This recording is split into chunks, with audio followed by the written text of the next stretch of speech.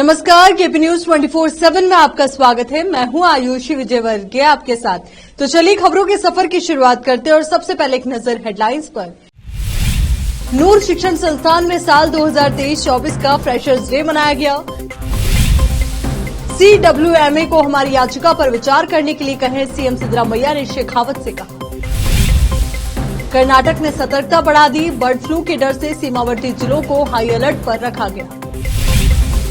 भाजपा से टिकट दिलाने का वादा कर बेंगलुरु के व्यवसायी को धोखा देने के आरोप में दक्षिणपंथी कार्यकर्ता गिरफ्तार। बीजेपी ने सांसदों के लिए व्हिप जारी किया। 18 सितंबर से शुरू हो रहा है संसद का विशेष सत्र। जम्मू कश्मीर में अनंतनाग में चारों तरफ से घिरे आतंकी, पिछले कई घंटों से जारी है मुठभेड़।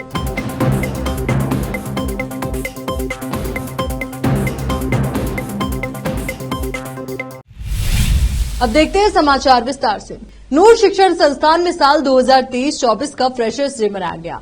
आज कॉलेज के ऑडिटोरियम में छात्रों द्वारा एक भव्य कार्यक्रम का आयोजन किया गया, जिसमें मुख्य अतिथि के रूप में रहे जेडीएस नेता एवं नगर सभा काउंसलर मोहम्मद नवाज खान और युवा नेता और केपी न्यूज चैनल के निर्देशक मोहम्मद फिरोज खान ने केक काटकर कार्यक्रम का आगाज किया। इस मौके पर विद्यार्थियों द्वारा विभिन्न कार्यक्रम प्रस्तुत किए गए। प्रोफेसर मोहम्मद इब्राहिम ने प्रास्ताविक भाषण किया। इस मौके पर विद्यार्थियों ने सभी अतिथियों और अपने शिक्षकों का सम्मान किया। इस अवसर पर कॉलेज के principal Christine Praveen, doctor Mohammad Yusuf Khan, Shrimati Safura Khan, Sameer Khan सहित कॉलेज के सभी प्रोफेसर आदि मौजूद थे। कैमरामैन कृष्णा की कवरेज। मुख्यमंत्री सिद्धरामैया ने केंद्रीय जल शक्ति मंत्री गजेंद्र सिंह शेखावत को पत्र लिखकर कावेरी जल प्रबंधन प्राधिकरण CWMA से कर्नाटक की दलीलों पर विचार करने और कावेरी जल विनियमन समिति CWRC के फैसले की समीक्षा करने के लिए कहा, जिसने कर्नाटक को निर्देश दिया कि 15 दिनों के लिए 5000 क्यूसेक कावेरी पानी छोड़ा जाएगा। उन्होंने कहा कि ये राज्य पर बोझ को कम करने और इस सूखा प्रभावित वर्ष में किसानों और लोगों के हितों की रक्षा करने के लिए है। सिद्धरामैया ने कहा कि कावेरी जल पर निर्भर किसानों और पशुधन के हितों को खतरे में डाले बिना CWRC के आदेश को व्यवहारिक रूप से लागू नहीं किया जा सकता है। सिद्धरामैया ने बताया कि राज्य ने अब तक CWMA और CWRC के पिछले निर्देशों का अनुपालन और सम्मान किया है। कर्नाटक में कावेरी बेसिन के अधिकांश तालुक दक्षिण पश्चिम मानसून की विफलता के कारण गंभीर जल तनाव के कारण गंभीर सूखे की स्थिति से जूझ रहे हैं। तमिलनाडु ने पिछले 92 दिनों में 99.776 TMCFT का भारी उपयोग किया है। कर्नाटक के स्वास्थ्य मंत्री दिनेश गुंडूराव ने केरल में निपाह वायरस के प्रकोप के मद्देनजर केरल के साथ सीमा साझा करने वाले जिलों की सभी सरकारी और निजी अस्पतालों को 10 बेड वाले अलग वार्ड आवंटित करने का निर्देश दिया है। अब तक कर्नाटक में कोई मामला सामने नहीं आया है। सभी सीमावर्ती जिलों में निगरानी शुरू हो गई है। बुधवार को निपाह वायरस प्रबंधन के संबंध में जिला रैपिड रेस्पॉन्स टीम के साथ एक वीडियो कॉन्फ्रेंसिंग बैठक में मंत्री ने आवश्यक दवाओं के भंडार की व्यवस्था करने और निपाह मामलों के लक्षणों की पहचान करने के लिए फील्ड स्टाफ को प्रशिक्षित करने का निर्देश दिया। सामुदायिक स्वास्थ्य केंद्रों, CHC, सार्वजनिक स्वास्थ्य केंद्रों, PHC और यहां तक कि दक्षिण कन्नड़, मैसूरू, कोडागू और चामराजनगर में निजी अस्पतालों को वायरस के लक्षणों से पीड़ित पाए जाने वाले लोगों को अलग करने के लिए अधिक सतर्क रहने का निर्देश दिया गया था। सरकार ने नोट किया है कि बुखार से पीड़ित लोग, कोझिकोड की यात्रा इतिहास वाले या जो लोग निपाह पॉजिटिव लोगों से सीधे संपर्क में थे, उन्हें संक्रमण के प्रति संवेदनशील माना जाएगा। मीडिया से बात करते हुए मंत्री ने कहा कि केरल में लक्षण वाले लोगों को पहले ही अलग कर दिया गया है और कर्नाटक में जिला अधिकारियों को संदिग्ध रोगियों के गले की सूजन, मूत्र और रक्त के नमूने लेने और इसे राष्ट्रीय विषाणु विज्ञान संस्थान NIV को भेजने का निर्देश दिया गया। परीक्षण के लिए बेंगलुरु में लोगों के लिए एडवाइजरी भी जारी की गई। Bengaluru central crime branch CCB के अधिकारियों ने मंगलवार रात उडुपी में दक्षिणपंथी कार्यकर्ता चेत्र कुंडापुर और 5 अन्य को हाल ही में हुए चुनाव में भाजपा का टिकट दिलाने का वादा करके एक व्यवसायी से 5 करोड़ रुपए की धोखाधड़ी करने के आरोप में गिरफ्तार किया। बिंदुर निर्वाचन क्षेत्र से विधानसभा चुनाव आरोपियों ने व्यवसायी को धोखा देने के लिए कथित तौर पर RSS भाजपा नेताओं के रूप में फर्जी चरित्र प्रस्तुत किया। 6 आरोपियों को बेंगलुरु लाया गया और प्रथम अतिरिक्त मुख्य मेट्रोपॉलिटन मजिस्ट्रेट कोर्ट के समक्ष पेश किया गया, जिसने उन्हें 23 सितंबर तक पुलिस हिरासत में भेज दिया। 8 सितंबर को बेंगलुरु के बंदेपालिया पुलिस स्टेशन में 44 वर्षीय बिंदुर स्थित उद्यमी गोविंद बाबू पुजारी द्वारा दर्ज की गई शिकायत के बाद गिरफ्तारियां की गई। हरलूर रोड निवासी पुजारी ने आरोप लगाया कि वो सामाजिक सेवा गतिविधियों में शामिल थे और अपने गृहनगर बिंदुर से विधानसभा चुनाव लड़ने की इच्छा रखते थे। चेत्रा से उनकी मुलाकात 2022 में एक बीजेपी कार्यकर्ता प्रसाद बिंदूर के जरिए हुई थी। चेत्रा ने कथित तौर पर दावा किया कि उसके भाजपा, आरएसएस और प्रधानमंत्री कार्यालय में उच्च स्तरीय संपर्क थे। इसके अलावा वो सुप्रीम कोर्ट के कुछ न्यायाधीशों को जानती थी और उनसे कहा था कि वो न केवल उन्हें भाजपा का टिकट दिलाएंगी बल्कि बिंदूर से उनकी जीत भी सुनिश्चित करेंगी। चेत्र के माध्यम से पुजारी की मुलाकात चिकमंगलुरु में भाजपा युवा मोर्चा के महासचिव गगन कदूर से हुई। कदूर ने विश्वनाथ जी को पुजारी से एक वरिष्ठ आरएसएस प्रचारक के रूप में मिलवाया। राज्य सरकार जल्द ही सुप्रीम कोर्ट और कावेरी जल नियामक समिति CWRC के समक्ष आवेदन दायर करेगी, जिसमें कहा जाएगा कि कर्नाटक तमिलनाडु को 5000 क्यूसेक कावेरी पानी जारी करने की स्थिति में नहीं है। सरकार का ये निर्णय CWRC के मंगलवार को TN को पानी छोड़ने के आदेश के मद्देनजर आया है। मुख्यमंत्री सिद्धरामैया ने कहा कि हमारे सामने 2 विकल्प हैं, CWRC के समक्ष अपील दायर करना और उच्चतम न्यायालय का दरवाजा खटखटाना, क्योंकि हमारे जलाशयों में पर्याप्त पानी नहीं है। CWRC के आदेश पर विधानसभा में एक सर्वदलीय आपात बैठक आयोजित करने के बाद सिद्धरामैया ने कहा कि CWRC और सुप्रीम कोर्ट के समक्ष आवेदन दायर करने पर राज्य की कानूनी टीम से परामर्श करने के बाद हम सभी से मिलने के लिए प्रधानमंत्री मोदी से समय मांगेंगे। राज्य से पार्टी प्रतिनिधिमंडल जल्द ही आएगा। उन्होंने कहा कि आपातकालीन सर्वदलीय बैठक में तमिलनाडु को कावेरी जल छोड़ने के संबंध में राज्य के हितों की रक्षा के लिए एक प्रस्ताव पारित किया गया। राज्य को 99 TMCFT पानी छोड़ना चाहिए था, लेकिन 11 सितंबर तक केवल 37.7 TMCFT ही छोड़ा जा सका। उन्होंने कहा कि राज्य की कावेरी बेसिन के 4 जलाशयों में अब केवल 53 TMCFT पानी है। यहां रुकने एक छोटे से ब्रेक के लिए जल्द लौटेंगे।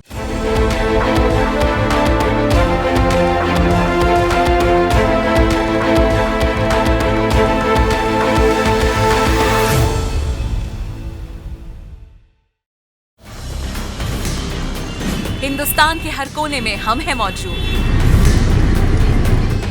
24 घंटे हालात पर गहरी नजर, खबरों से जुड़े चुपते सवालात और आपको दिखाता है धार्मिक, सामाजिक, राजनीतिक, लोकल और इंटरनेशनल न्यूज की सबसे बेहतर कवरेज, जो आपको रखती है हर पल बाखबर। देश और दुनिया भर की खबर के लिए देखते रहें KP News 24/7। Noor education trust Bidar की ओर से चलाए जाने वाला Noor MEd and BEd college Bidar, recognised by NCTE Delhi and affiliated to Gulbarga University, Gulbarga. Admission are open for the academic year 2022-23. विशेषज्ञ और सक्षम शिक्षकों द्वारा शिक्षा प्राप्त करने के लिए नूर एमएड एंड बीएड कॉलेज में दाखिला लें और शांत वातावरण में शिक्षा प्राप्त करें। बीदर शहर में बेहतर शिक्षा का एकमात्र केंद्र Noor MEd and BEd college, Shahpur gate, Bidar. Phone numbers 9945283920 8482221297। शहर बीदर में अनमोल ग्रुप ऑफ रेस्टोरेंट्स की ओर से रॉयल अनमोल फैमिली रेस्टोरेंट और अनमोल रेस्टोरेंट के जरिए लोगों को स्वादिष्ट खानों के जरिए बेहतरीन सेवाएं प्रदान करने के झंडे गड़ने के बाद अनमोल रेस्टोरेंट के मालिकों ने अब शहर बीदर के लोगों की सेवा के लिए कदम आगे बढ़ाते हुए अब शहर बीदर के सबसे व्यस्त इलाके में एक शानदार फंक्शन हॉल अनमोल पैलेस बनाया है। शहर के हैदराबाद रोड पर स्थित ये शानदार अनमोल पैलेस फंक्शन हॉल अपने बेहतरीन लोकेशन, बेहतरीन वातावरण और अपनी खूबसूरती के कारण सबके आकर्षण का केंद्र बन गया है। यहाँ पर खूबसूरत हॉल, दूल्हा दुल्हन के लिए खूबसूरत स्टेज, खुला और हवादार डाइनिंग हॉल उपलब्ध है और साथ ही यहाँ पर अलहदा वेस्ट सेक्शन और VIP सेक्शन भी मौजूद है। अपने बच्चों की शादी, वलीमा और दूसरे फंक्शंस के लिए आज ही दौड़े चले आइए। याद रखिए, अपने सभी प्रकार के फंक्शंस को यादगार बनाने का केंद्र है प्रोप्रिएटर अब्दुल खालिद और मोहम्मद बशारत अहमद की शानदार पेशकश अनमोल पैलेस फंक्शन हॉल। यहाँ पर बुकिंग शुरू हो गई है, फौरन आइए और फंक्शन हॉल बुक करवाइए। Address near APMC vegetable market, Hyderabad road, Bidar 585403। Booking करने और अधिक जानकारी के लिए इस नंबर पर संपर्क करें 8310357864। ब्रेक के बाद एक बार फिर से आपका स्वागत है। अब देखते हैं देश के अन्य राज्यों के समाचार। संसद के विशेष सत्र से शुरू होने से पहले आज बीजेपी ने सांसदों के लिए व्हिप जारी कर दिया। संसद का विशेष सत्र 18 सितंबर से 22 सितंबर तक चलेगा। इस सत्र के दौरान कुल 5 बैठकें होंगी। इस दौरान संविधान सभा से लेकर आज तक संसद की 75 सालों की यात्रा, उपलब्धियों, अनुभवों, स्मृतियों और सीख पर चर्चा होगी। पार्टी ने व्हिप जारी करते हुए सभी सांसदों से उपस्थित सत्र के दौरान उपस्थित रहने को कहा। लोकसभा सचिवालय द्वारा जारी बुलेटिन के मुताबिक इस सत्र के दौरान संविधान सभा से लेकर आज तक संसद के 75 सालों की यात्रा, उपलब्धियों, अनुभवों, स्मृतियों और सीख पर चर्चा के अलावा 4 विधेयकों का भी उल्लेख है। इनमें एडवोकेट संशोधन विधेयक 2023 और प्रेस एवं आवधिक पंजीकरण विधेयक 2023 राज्यसभा से पारित एवं लोकसभा में लंबित है। वहीं डाकघर विधेयक 2023 के अलावा मुख्य निर्वाचन आयुक्त, अन्य निर्वाचन आयुक्तों की नियुक्ति, सेवा शर्त विधेयक 2023 सूचीबद्ध है, जिसे पिछले मानसून सत्र में राज्यसभा में पेश किया गया था। लोकसभा और राज्यसभा सचिवालयों ने हाल ही में अपने बुलेटिन में कहा था कि संसद का विशेष सत्र 18 सितंबर से शुरू होगा और सरकार के कामकाज को देखते हुए ये 22 सितंबर तक चलेगा। इसमें कहा गया कि सत्र आमतौर पर सुबह 11 बजे से दोपहर 1 बजे और फिर दिन के 2 बजे से शाम 6 बजे तक चलेगा। सचिवालय सूत्रों के अनुसार विशेष सत्र के दौरान दोनों सदनों में प्रश्नकाल और गैर सरकारी कामकाज नहीं होगा। विशेष सत्र की शुरुआत पुराने संसद भवन से होगी और अगले दिन कार्यवाही नए भवन में होने की संभावना है। कार्यसूची अस्थायी है और इसमें अधिक विषय जोड़े जा सकते हैं। जम्मू कश्मीर के अनंतनाग में बुधवार को सुरक्षा बलों के 3 अधिकारियों की शहादत के बाद बड़ा ऑपरेशन जारी है। सुरक्षा बलों ने छिपे हुए आतंकियों को चारों तरफ से घेर लिया है। पूरे क्षेत्र पर नजर रखने के लिए सेना और स्थानीय पुलिस सहित सुरक्षा बलों को छोटे क्वाडकॉप्टर और बड़े ड्रोन द्वारा सहायता प्रदान की जा रही है। इससे पहले Chinar corps commander lieutenant general Rajiv Ghai और राष्ट्रीय राइफल्स के Victor force commander major general Balbir Singh मुठभेड़ स्थल का दौरा कर चुके हैं। वहीं सेना ने बताया कि इस अभियान में सुरक्षाकर्मी अत्यधिक सक्षम निगरानी पॉड वाले ड्रोन लगातार जंगली इलाके में उड़ान भर रहे हैं। इसके साथ ही आवश्यकता पड़ने पर सुरक्षाकर्मी अंधेरे में बिना किसी बाधा के काम करने के लिए नाइट विजन उपकरणों का उपयोग कर रहे हैं। चिनार कोर लगातार स्थिति पर नजर रख रही है।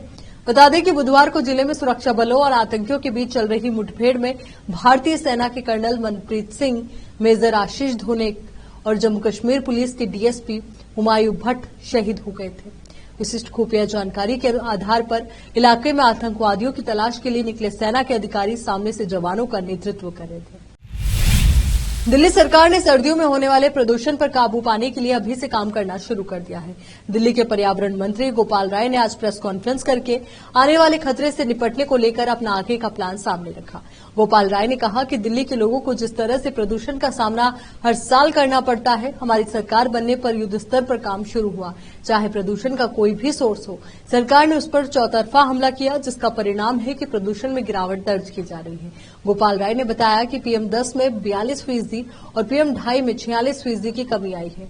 सबसे प्रदूषित दिनों की संख्या में भी लगातार कमी आ रही है। पिछले साल ये सिर्फ 6 दिन का था। पर्यावरण मंत्री ने कहा कि विंटर एक्शन प्लान के लिए सरकार ने आज 28 विभागों के अधिकारियों के साथ बैठक की है। इनके लिए 15 पॉइंट चिन्हित किए गए हैं और इन सभी को कहा गया है कि अपने अपने विभाग के विंटर एक्शन प्लान दें। दिल्ली के 13 हॉटस्पॉट के लिए 13 टीम बनाई गई है। ये लोग अलग से स्पेशल विंटर एक्शन प्लान बनाएंगे। राय ने कहा कि इस मीटिंग में 15 फोकस पॉइंट बनाकर अलग अलग विभागों को विंटर एक्शन प्लान की जिम्मेदारी दी गई है। 1 अक्टूबर को दिल्ली का विंटर एक्शन प्लान जारी किया जाएगा। कश्मीर के अनंतनाग जिले में बुधवार को आतंकियों के साथ हुई मुठभेड़ में सेना के कर्नल मेजर और जम्मू कश्मीर पुलिस के डीएसपी वीरगति को प्राप्त हो गए। इस मुठभेड़ में शहीद होने वालों में 19 राष्ट्रीय राइफल्स के commanding officer colonel Manpreet Singh, major Ashish Dhone और डीएसपी हुमायूं भट्ट। बता दें कि हुमायूं भट्ट के पिता जम्मू कश्मीर पुलिस में आईजी रह चुके हैं। इस घटना के बाद से देश भर में गुस्से का माहौल है। इसी कड़ी में बुधवार को राष्ट्रीय बजरंग दल के सदस्यों ने पाकिस्तान के खिलाफ नारेबाजी की।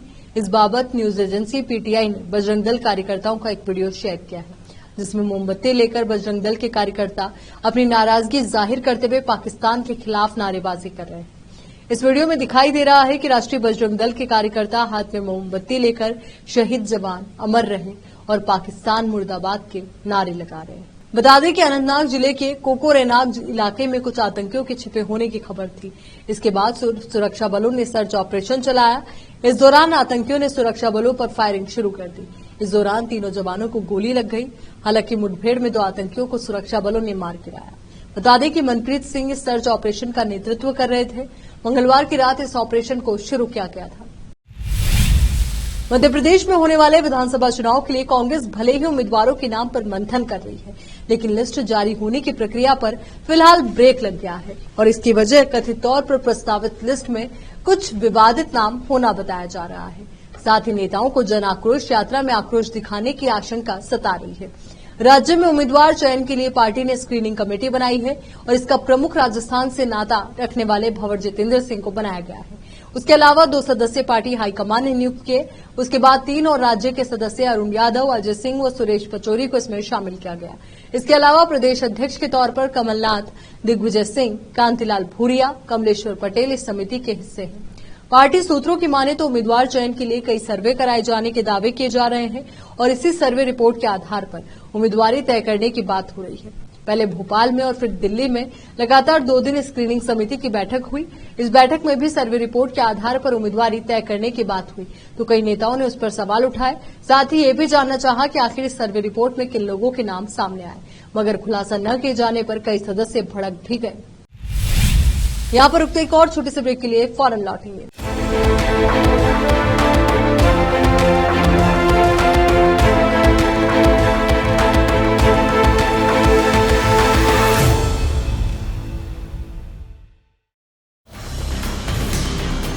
हिंदुस्तान के हर कोने में हम हैं मौजूद। 24 घंटे हालात पर गहरी नजर, खबरों से जुड़े चुपते सवालात और आपको दिखाता है धार्मिक, सामाजिक, राजनीतिक, लोकल और इंटरनेशनल न्यूज की सबसे बेहतर कवरेज, जो आपको रखती है हर पल बाखबर। देश और दुनिया भर की खबर के लिए देखते रहें KP news 24/7। Noor education trust Bidar की ओर से चलाए जाने वाला Noor MEd and BEd college Bidar, recognised by NCTE Delhi and affiliated to Gulbarga University, Gulbarga. Admission are open for the academic year 2022-23. विशेषज्ञ और सक्षम शिक्षकों द्वारा शिक्षा प्राप्त करने के लिए नूर एमएड एंड बीएड कॉलेज में दाखिला लें और शांत वातावरण में शिक्षा प्राप्त करें। बीदर शहर में बेहतर शिक्षा का एकमात्र केंद्र Noor MEd and BEd college, Shahpur gate, Bidar. Phone numbers 9945283920, 8482221297। शहर बीदर में अनमोल ग्रुप ऑफ रेस्टोरेंट्स की ओर से रॉयल अनमोल फैमिली रेस्टोरेंट और अनमोल रेस्टोरेंट के जरिए लोगों को स्वादिष्ट खानों के जरिए बेहतरीन सेवाएं प्रदान करने के झंडे गड़ने के बाद अनमोल रेस्टोरेंट के मालिकों ने अब शहर बीदर के लोगों की सेवा के लिए कदम आगे बढ़ाते हुए अब शहर बीदर के सबसे व्यस्त इलाके में एक शानदार फंक्शन हॉल अनमोल पैलेस बनाया है। शहर के हैदराबाद रोड पर स्थित ये शानदार अनमोल पैलेस फंक्शन हॉल अपने बेहतरीन लोकेशन, बेहतरीन वातावरण और अपनी खूबसूरती के कारण सबके आकर्षण का केंद्र बन गया है। यहाँ पर खूबसूरत हॉल, दूल्हा दुल्हन के लिए खूबसूरत स्टेज, खुला और हवादार डाइनिंग हॉल उपलब्ध है और साथ ही यहाँ पर अलहदा वेस्ट सेक्शन और वीआईपी सेक्शन भी मौजूद है। अपने बच्चों की शादी, वलीमा और दूसरे फंक्शंस के लिए आज ही दौड़े चले आइए। याद रखिए, अपने सभी प्रकार के फंक्शंस को यादगार बनाने का केंद्र है प्रोप्रिएटर अब्दुल खालिद और मोहम्मद बशारत अहमद की शानदार पेशकश अनमोल पैलेस फंक्शन हॉल। यहाँ पर बुकिंग शुरू हो गई है, फौरन आइए और फंक्शन हॉल बुक करवाइए। Address near APMC vegetable market, Hyderabad road, Bidar 585403। Booking करने और अधिक जानकारी के लिए इस नंबर पर संपर्क करें 8310357864। ब्रेक के बाद एक बार फिर से आपका स्वागत है। अब देखते हैं विदेश के अन्य समाचार। पिछले कुछ दिनों से इजराइल और फिलिस्तीन के बीच तनाव तेजी से बढ़ा है और दोनों तरफ से अंजाम दी गई घटनाओं में कई लोगों की जान गई। इसी कड़ी में गाजा में हमास द्वारा संचालित स्वास्थ्य मंत्रालय ने कहा कि इजराइल गाजा बॉर्डर पर एक विस्फोट में कम से कम 5 फिलिस्तीनी मारे गए। फिलिस्तीनियों के एक सामूहिक प्रदर्शन के दौरान हुए इस विस्फोट में 25 अन्य लोग घायल हो गए हैं। बताया जा रहा है कि ब्लास्ट एक बम में हुआ जिसे फिलिस्तीनियों ने इजराइल के लोगों पर हमला करने के लिए रखा था वहीं फिलिस्तीनी सुरक्षा सूत्रों और प्रत्यक्षदर्शियों ने कहा कि विस्फोट से पहले सीमा बाड़ पर फिलिस्तीन के प्रदर्शनकारियों और इजरायली सैनिकों के बीच झड़प हुई थी। फिलिस्तीनी प्रदर्शनकारियों ने विरोध प्रदर्शन हमास के सपोर्ट से किया था। इस दौरान प्रदर्शनकारियों पर काबू पाने के लिए इजरायली सैनिकों ने गोलियां और एसिड गैस के बम दागे थे। द टाइम्स ऑफ इजराइल के मुताबिक इजरायली सेना ने कहा कि फिलिस्तीनियों द्वारा बैरियर पर बम और हथगोले फेंकने के बाद इजरायली सैनिकों ने कार्रवाई की। हालांकि इजराइल की सेना ने ब्लास्ट में अपना हाथ होने से साफ इनकार किया। ग्रीनलैंड के समंदर में एक जहाज फंस गया है। जहाज को निकालने की सभी कोशिशें अभी तक विफल रही। दिक्कत की बात यह है कि इस जहाज में 206 यात्री सवार हैं। इन सबकी जान जोखिम में है। एमवी ओशियन एक्सप्लोरर नाम के इस जहाज में 206 यात्री सवार हैं। जानकारी के अनुसार ग्रीनलैंड में फंसे बहमास के झंडे वाले क्रूज जहाज को निकालने का एक और प्रयास विफल रहा। अधिकारियों ने जानकारी दी। इस संबंध में अधिकारियों ने कहा कि इस जहाज में 200 यात्री सवार हैं और तेज लहरों का इस्तेमाल कर इसे निकालने का प्रयास किया गया। एमवी ओशियन एक्सप्लोरर नामक इस जहाज को निकालने की तीसरी कोशिश थी। इस सप्ताह की शुरुआत में जहाज ने 2 बार तेज लहरों के बीच खुद ही निकलने की कोशिश की थी। क्रूज जहाज सोमवार को आर्कटिक सर्कल पर एल्पेव जोर्ड में फंस गया था, जो north east Greenland national park में पड़ता है। पार्क का 80% हिस्सा हमेशा बर्फ से ढका रहता है। जहाज को निकालने के अभियान में कोऑर्डिनेट कर रही डेनमार्क की संयुक्त आर्कटिक कमान ने कहा कि दुर्भाग्यवश कोशिश सफल नहीं हो पाई।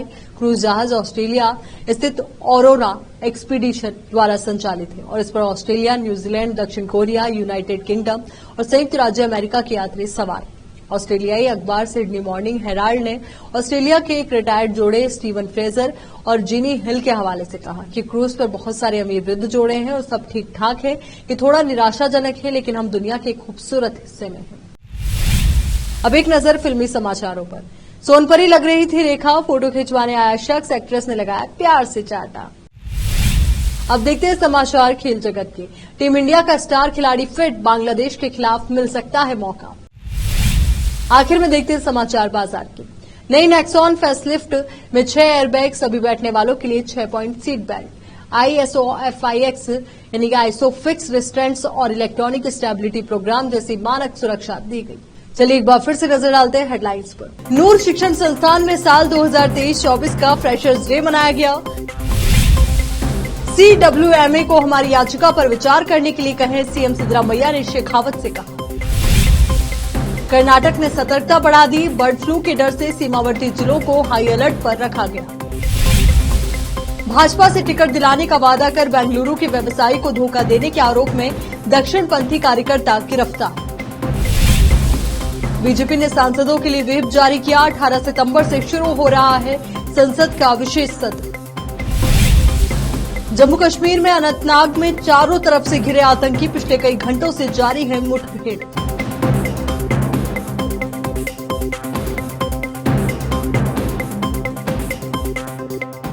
केपी न्यूज के इस बुलेटिन में फिलहाल के लिए इतना ही। देश और दुनिया से जुड़ी तमाम ताजा खबरों के लिए आप बने रहिए केपी न्यूज 24/7 के साथ। धन्यवाद।